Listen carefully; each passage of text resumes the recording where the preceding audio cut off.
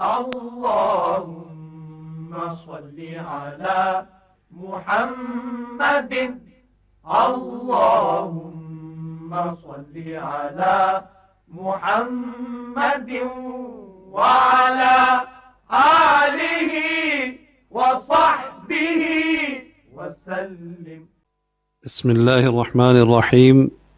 الحمد لله رب العالمين، والصلاة والسلام على سيد الأنبياء والمرسلين نبينا محمد وعلى آله وصحبه أجمعين. أما بعد. تحصیل و ذلت چکار جہلم ولی آزاد کشمیر سے جناب چودھری وہاب الدین ایڈوکیٹ صاحب، آپ نے پوچھا ہے کہ آپ ریڈیو پر آنے والے سکالرز اللہ تعالیٰ کی وحدانیت کے معاملے میں ایک موقف پر نہیں ہے۔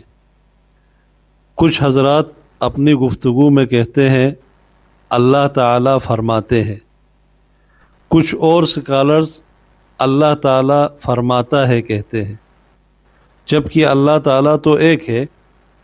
تو کیا یہ انداز اللہ تعالیٰ کی وحدانیت سے متعلق دوہرا معیار نہیں ہے؟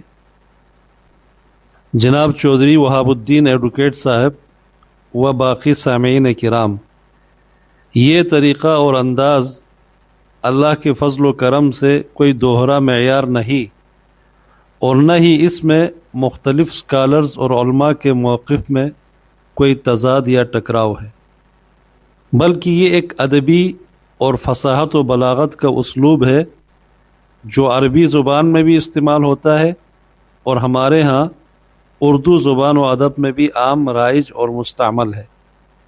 یہ اللہ تبارک و تعالیٰ کے لیے بطور تعظیم جمع کا صیغہ استعمال کیا جاتا ہے۔ اردو میں واحد اور یکتا ذات اور ہستی کے لیے جمع کا صیغہ استعمال کر لیا جاتا ہے، اس میں کوئی مذائقہ اور حرج نہیں ہے۔ ہم عموماً اپنے روزمرہ گفتگو میں ان الفاظ اور انداز کو استعمال کر رہے ہوتے ہیں۔ مثلاً گھر آنے والا مہمان چاہے ایک اکیلا بندہ ہی کیوں نہ ہو، ہم کہتے ہیں آپ میرے گھر تشریف لائے ہیں، یہ آپ کی نوازش ہے۔ ہم یہ نہیں کہتے آپ میرے گھر تشریف لایا ہے۔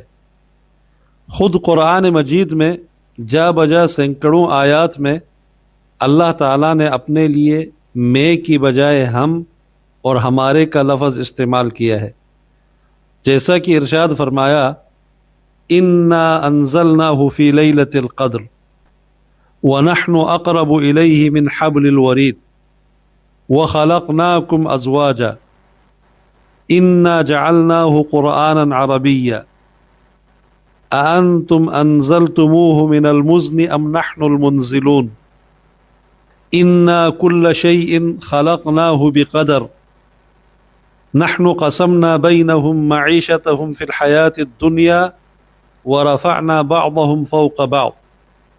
ان آیات کریمہ میں انا، نحن، خلقنا، قسمنا اور جعلنا وغیرہ سارے الفاظ جمع کے صیغے ہیں۔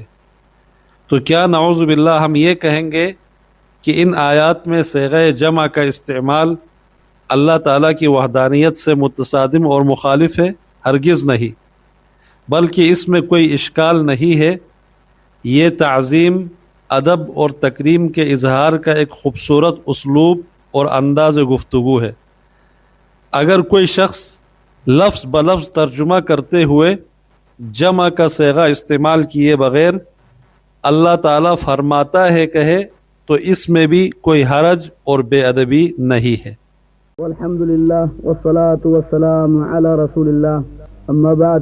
اے اللہ، اپنے خوف اور خشیت میں سے اس قدر ہماری قسمت میں کر دے جو ہمارے اور آپ کی نافرمانی کے درمیان حائل ہو جائے، اور اپنی اس قدر فرمانبرداری کی توفیق مرحمت فرما جو ہمارے لیے نوشتہ آخرت بن جائے، اور جس کی بدولت ہم آپ کی جنت میں پہنچ جائے۔ ہمیں اس قدر محکم یقین عطا فرما دیجئے کہ جس کے ہوتے دنیا کی مشکلات معمولی محسوس ہونے لگیں۔ اے اللہ، ہمیں ہماری سماعت، بصارت اور دیگر قوتوں سے تا حیات بہرمند رکھ۔ اے اللہ ہمیں ایسے اعمال کرنے کی توفیق عطا فرما جن کا فیض ہمارے بعد میں جاری رہے۔ اے اللہ ہمیں آپس میں محبت کرنے والے بھائی بنا، ہماری نفرت اور غصہ آمین ثم آمین۔